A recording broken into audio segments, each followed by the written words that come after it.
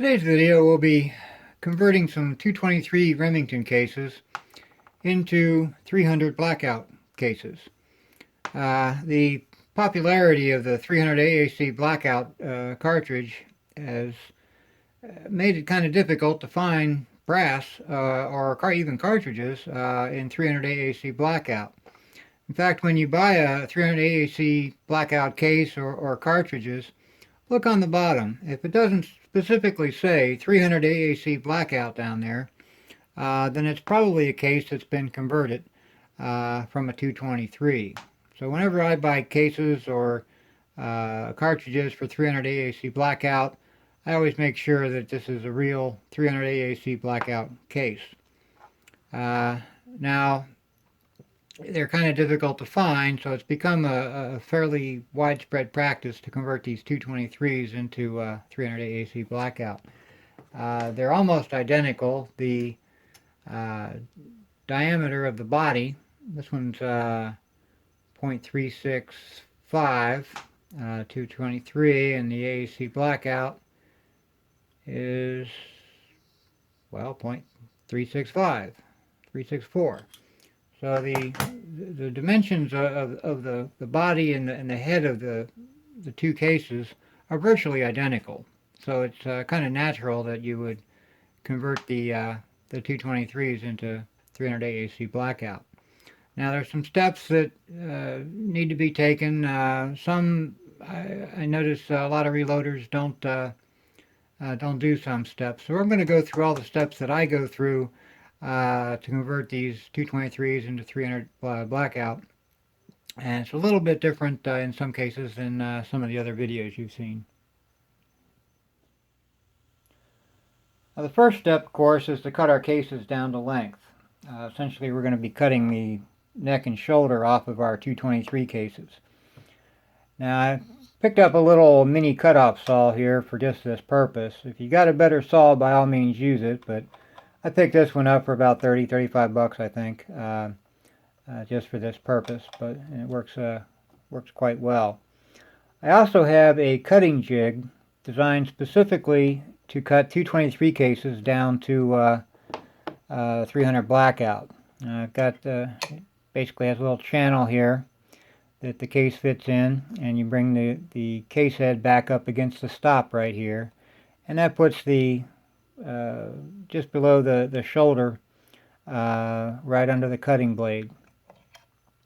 Now, it also has a plastic shield here that will protect my fingers from the blade, because I do need to hold the case down a little bit, because as the saw comes down, the case tends to rise up like that, so I'll be holding it down. And that's the purpose for the plastic shield here. Okay. Now, the maximum case length for 300 Blackout is 1.368 inches, and the trim length is 1.358 inches. So I've got my cutting jig adjusted to cut these right around 1.370 inches. It's always good, okay to cut a little bit long. You can always trim it down later, but of course you can't add brass later on if you cut them too short. So, and once we resize this, we're going to be putting a shoulder on the new case, and that's going to knock the length down a little bit too. So it's okay to make them a little bit long. I've got to adjust it for right around 1.370 inches here. Okay. Now, since I'm going to be using a cutter, I'm going to be using some safety goggles, and there's a fine powder, brass powder that comes off of this. So I'm also going to use a mask here to prevent that from, I don't want to have to breathe that stuff in. So let me just put all that on real quick.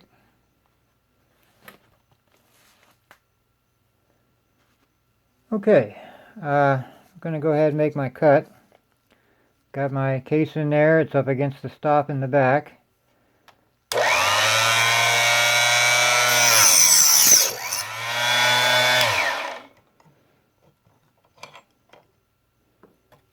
Okay. And measure that.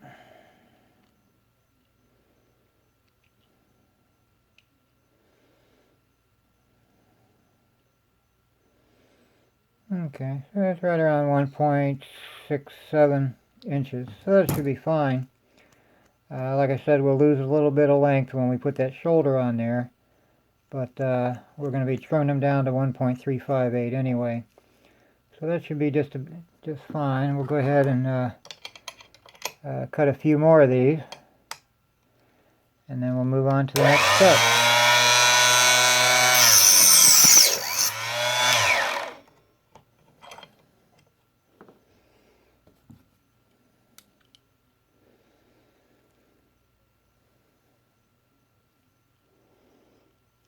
Good. Alright, I've got about 20 cases cut down to size. And for those of you who've been watching my videos, you know that not all parts of a case are created equal. The head and body of a case are work hardened by the manufacturer so that when the cartridge is fired, of course the head has to be relatively hard to keep the expanding gases from shooting out the back of the chamber. The body will expand out to the chamber walls and help seal the chamber so that expanding gases don't go around the side of the case and escape through the back of the chamber. Now, the harder a metal is, the more resistant it is to a change in shape. Now, I realize brass is a ductile material, but what that means essentially is that it can take a change of shape without breaking. Okay? Doesn't mean that the harder the brass is, it's not resistant to a change in shape. Okay? It just means it can change shape without breaking. So this resistance to a change in shape in the body needs to be there so that when the cartridge is fired, the body will expand out to the chamber walls. Then when the bullet exits the barrel, the pressure goes back down to zero, or atmospheric pressure. And what will happen is, since the body is relatively hard and relatively resistant to a change in shape, it'll snap back just a little bit. It has a little bit of springiness to it. So it'll expand out to the chamber walls and kind of contract in just a little bit once the bullet exits the barrel. And we need that to happen, of course, so that it'll be easy to eject the cartridge or the case. And it also, it'll be easier to, if you just neck size the case, you'll be able to chamber it in your rifle as well.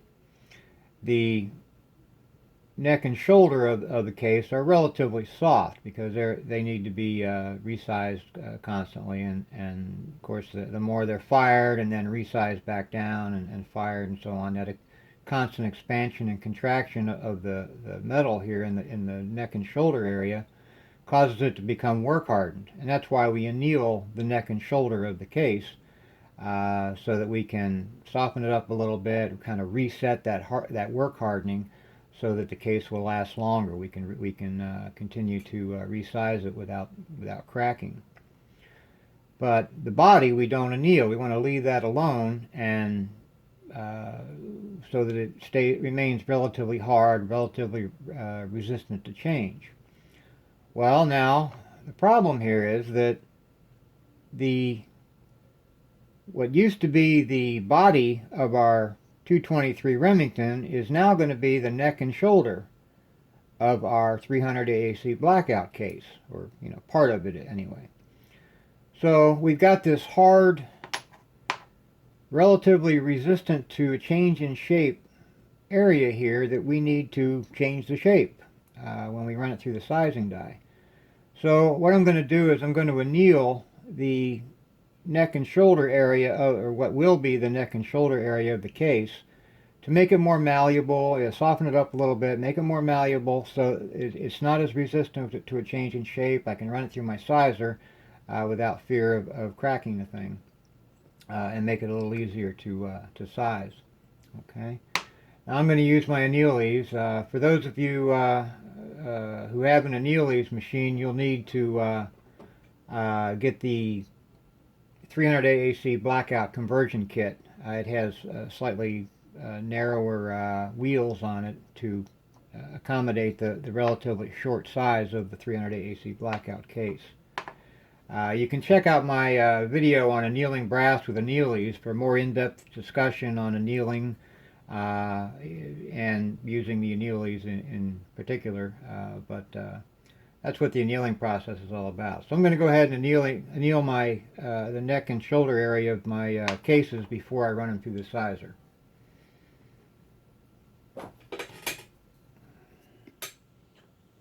Okay, next step is to run them through the sizing die. This is a Hornady custom grade sizing die. I've adjusted it so that when the ram is in the uppermost position, the bottom of the die just touches the shell holder. That'll give me the smallest headspace and everything, so that it'll fit in any firearm. Once I've fired these cartridges, then I'll measure them and I'll go through the process of determining neck size and all of that. But for right now, we're just going to set it at minimums. Now, this is a full-length sizing die, so I'll need to lube the cases a little bit. I'm using a little wax-based lube here, and it's just a matter of running the case through. Now, I've got the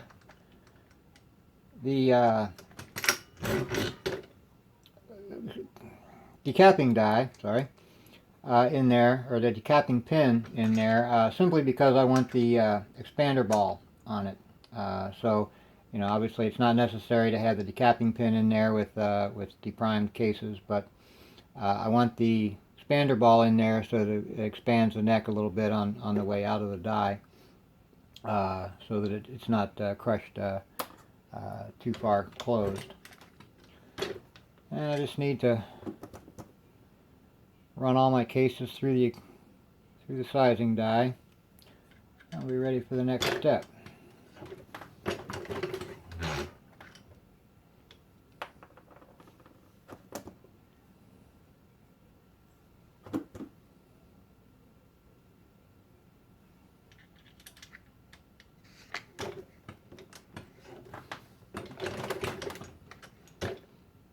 Okay, looking good so far.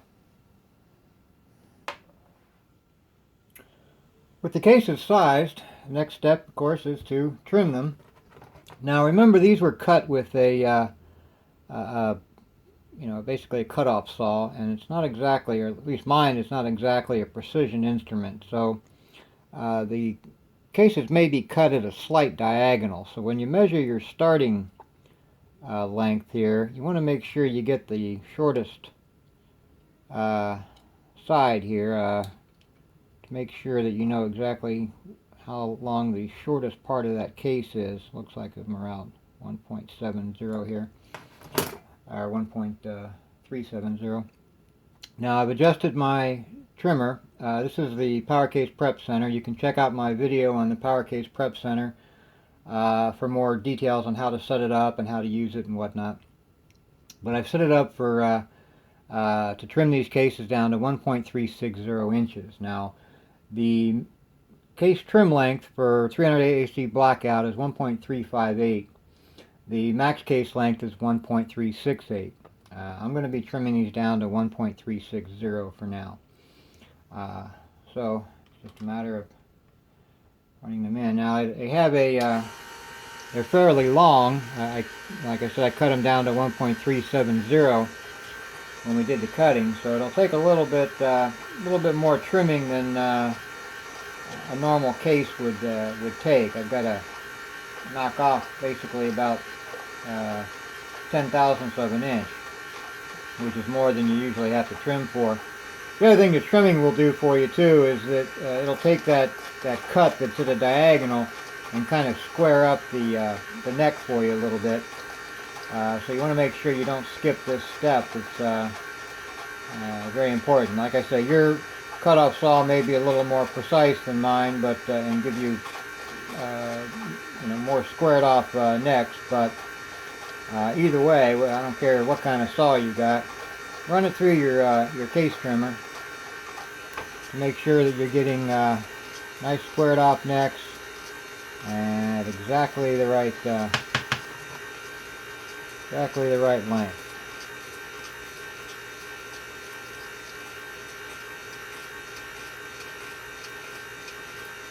A couple more thousandths off of that one and we'll be good to go.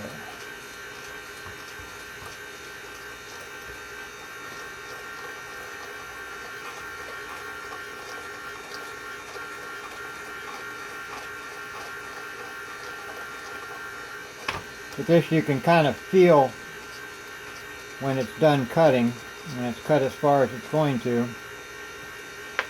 This takes a lot of practice to use the Power Case Prep Center. It gets a bad rap in the reviews. People get it and they can't get it adjusted the first time. You know, they play with it for an hour or two and then they write a bad review. I've had mine for several years and I can adjust mine no problem. Just takes a little practice. Okay, that one's good.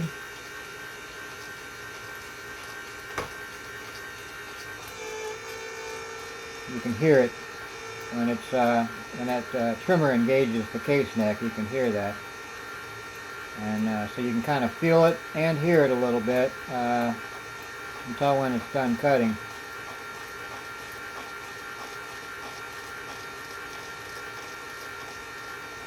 This one's got a lot to cut off.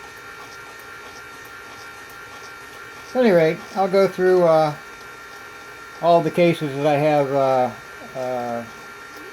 cut and sized, and then we'll move on to the next step.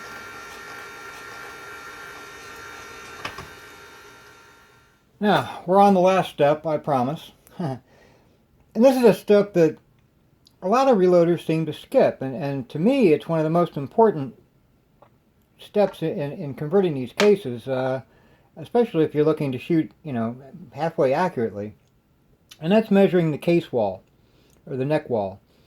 The maximum neck diameter for 300 AAC Blackout is 334 thousandths.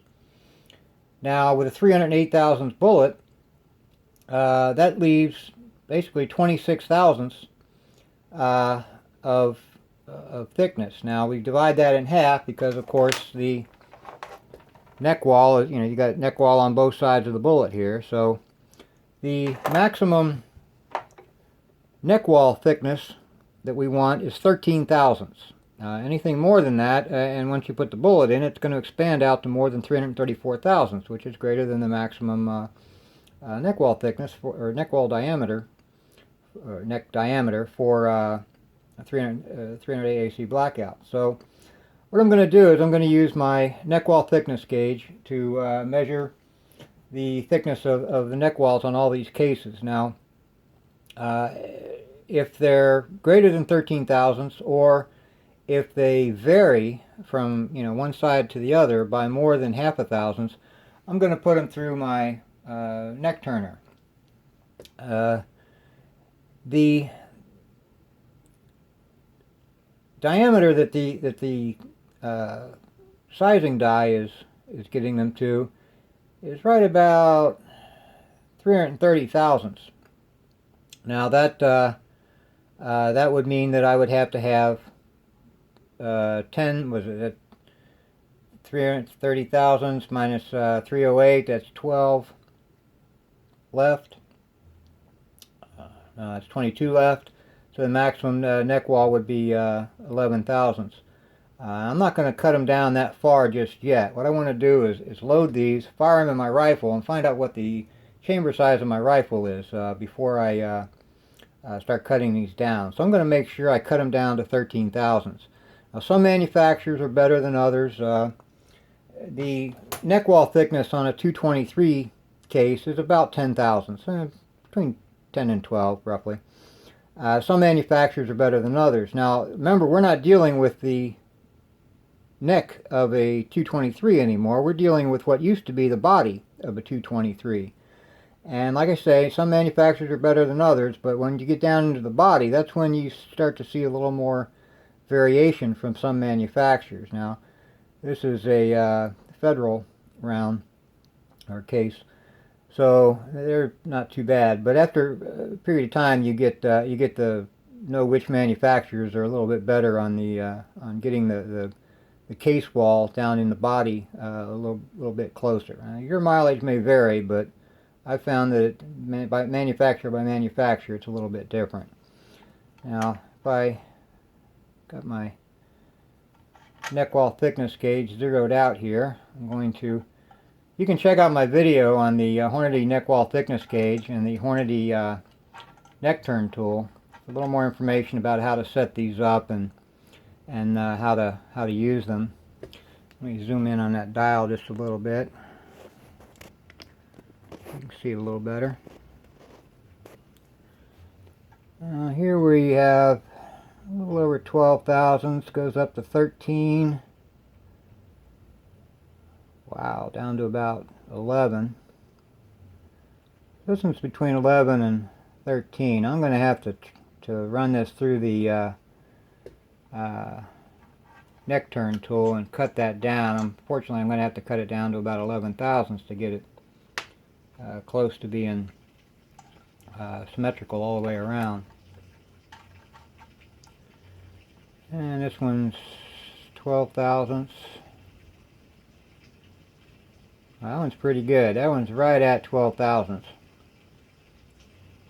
A little bit under, but pretty close. That's within a half a thousandths all the way around. So this one's not too bad. It's within the maximum of 13 thousandths that I determined. So I'm just going to run all these through the neck wall thickness gauge. This one's at 13 thousandths. It runs all the way down to 10. I may not use this one at all. That's a huge variance. Who made this puppy? Oh, RP, yeah. They're not so great. So I'll go through all my cases. Make sure they're no more than 13 thousandths. If they are, they're going to get turned. If they vary by more than half a thousandths, they're going to get turned. I like to have that neck wall thickness symmetrical all the way around, so that when I load them, if the neck wall isn't symmetrical, it's going to have a little more tension on one side of the bullet than on another. Then as the bullet then exits the case, when I fire it, it's going to kind of want to pull on the one side or the other, and the bullet's going to come out there just ever so slightly cockeyed, and that's going to affect my accuracy. So I'm going to get that neck wall thickness all the way around exactly the same. Seems to be a step that a lot of reloaders seem to skip. I don't know. To me, it's an important step. A lot of guys will cut them, size them, trim them, and declare them ready to go. And I don't know. I go through the extra steps. I don't like to skip steps. But at any rate, that's how you convert 223 Remington to a 300 AAC Blackout. That's all for this video. I hope you liked it. If so, please click the like button. Maybe even subscribe to my channel. Thanks for watching, and happy reloading.